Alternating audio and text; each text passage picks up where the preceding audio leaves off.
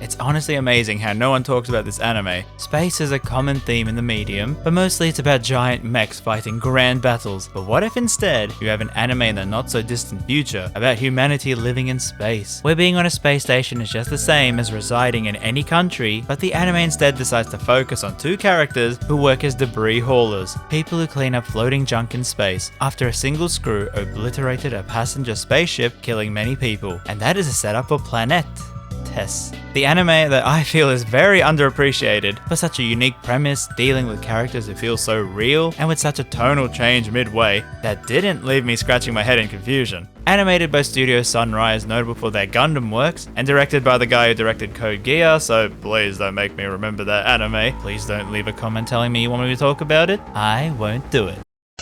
But here his directing is utterly amazing, and it's an adaptation of a manga created by the guy who created the hit Vinland Saga. Yes, he made this before that one, and I know it has quite a number of fans from the recent anime. So Planet Test follows two characters. Ai Tanaba, a recruit at the debris section of a commercial company where most of their efforts are focused on other space ventures, and they only keep a small debris team in their basement as sort of goodwill, i.e. look at how we clean up our mess too. The other character is Hachi, her teacher at work, and the episodes draw you into their world, where it's the norm for people to live their life aboard a space station, only visiting Earth during holidays. Space is now the frontier for humans, and they want to push beyond its boundaries. Now with all that, you may be thinking, gee, this sure sounds serious, and no, because honestly, the first half of the anime is quite wondrous and endearing. I cheerfully looking into this world, aided by how detailed they show off every aspect of life here, really makes space seem like a fun place. However, as it goes on, with how real I mentioned the anime is, a lot of issues and problems pop up quite often,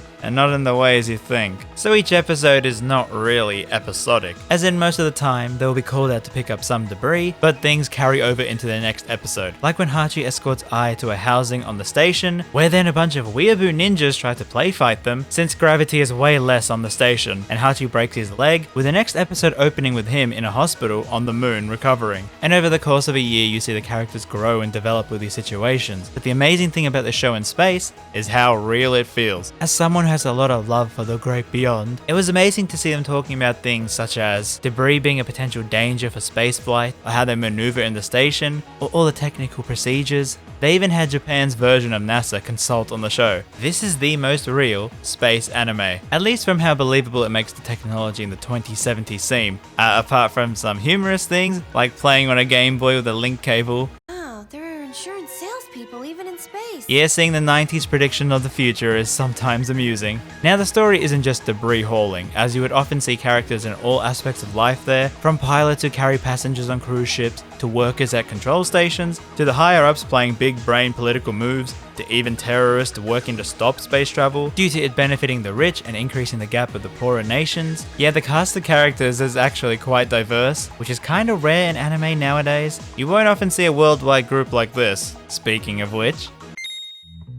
Now the main characters are Ai and Hachi, and well, they are interesting, as they aren't your typical kind of protagonist. While Ai is wide-eyed and wanting to learn her job, she is very bold and brash, often spouting things about love being the answer to everything, and Hachi, well, he is the definition of hot-headed, being aggressive to everyone, probably put down a lot by spouting that it's his dream to one day own a spaceship. Now naturally pairing them up, they often butt heads quite a bit, and it can be a bit much at the start, but usually the group cools them down. So the thing about Planet Test is that you don't often feel there is a main character, because at first it starts with Ai, then Hachi, but in each episode you get a lot of scenes with the supporting cast intermingled, such that near the episodes at the end, when they want to focus on this big action set piece, they don't even have to feature the two, but you're still hooked onto the story, and the side characters are all likable in their own way, and yes, they all have their bits that can be annoying, just like real humans. Gee, wow.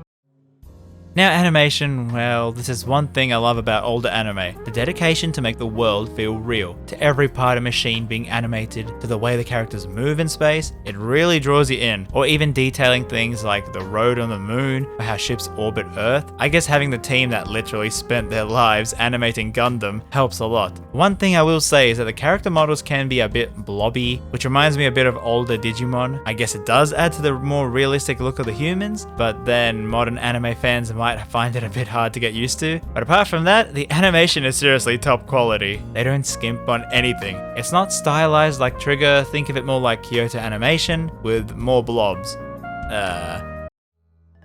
The sound design is what I would expect of a space anime, with droning synth, eerie opera singers. It was weird though, because I did find some song placements were really good, especially the final song of the last episode that broke me down. But other scenes it can be a little odd with the music choices. However, yes, I can already hear someone asking, there is no sound in space. And you'll be glad to know that whenever scenes cut to a space section, like on the moon or out there walking, there is no background noise or sound effects. Just the characters talking on their comm link, and it's such an effective way to give you the emptiness feeling of space. It's then contrasted with happy music indoors, giving you a real distinction between the deadly harsh nature of space right outside the comfort on board the station. It's really amazing work. Now onto the voice acting, and the dub is outstanding, and it was actually amusing seeing how old this is. The voice actors I know for more recent things gave outstanding performances for this anime back in the day, and if you're a Persona or Danganronpa fan, you will recognize many voices. However, I want to give a special mention to the voice of Nono, a Lunarian who is 12 years old but really tall due to being born on the moon, and due to that her body grows at a tremendous rate. It was so shocking to hear that she was voiced by the sister in Digimon, and the voice suits her perfectly. Like, I hadn't heard her voice in such a long time, and this was such a weirdly nostalgic thing for me, even though this anime came out so many years ago.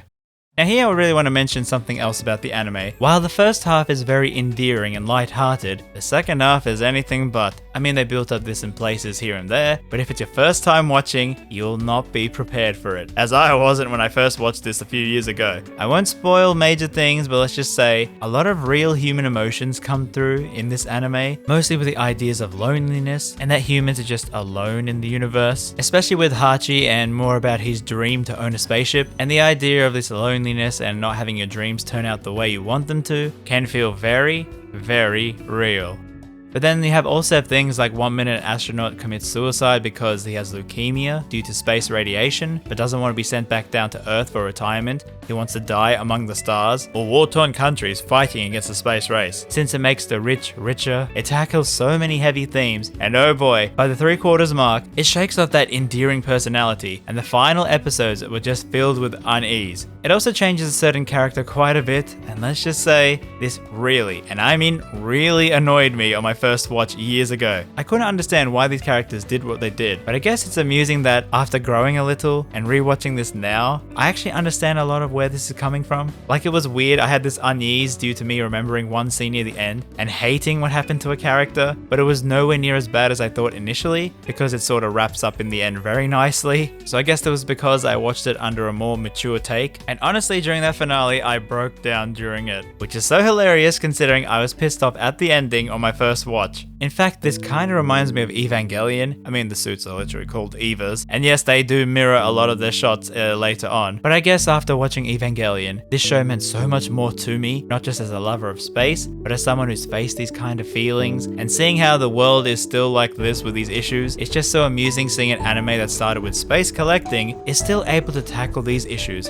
and become one of my all-time favorites. I would say think of it like the first 3/4 of the anime is about the wonders and marvels of space, but the rest is the reality of it, and how space really does not play nice with human dreams. So I highly recommend this show. Even if you don't like space that much, I mean, you'll get so much more out of it with all the nuance and care it puts into the realism for a 2070 show, but just for an anime that takes characters in such a unique direction, you will not see in modern anime. They feel so real with the characterization, and if you've ever had any sort of feeling of your dreams being shattered or loneliness, I'm very sure this will resonate with you. And also just, if you want a romance, just hold out to the end, okay? That's all I'm saying. And yeah, let me know if you watched this and what did you think of it? Especially with that tonal shift. And also a like would help in the video, since I know these kind of things on older anime don't really do well on YouTube. But if people like it, I will make more on hidden gems, such as this one.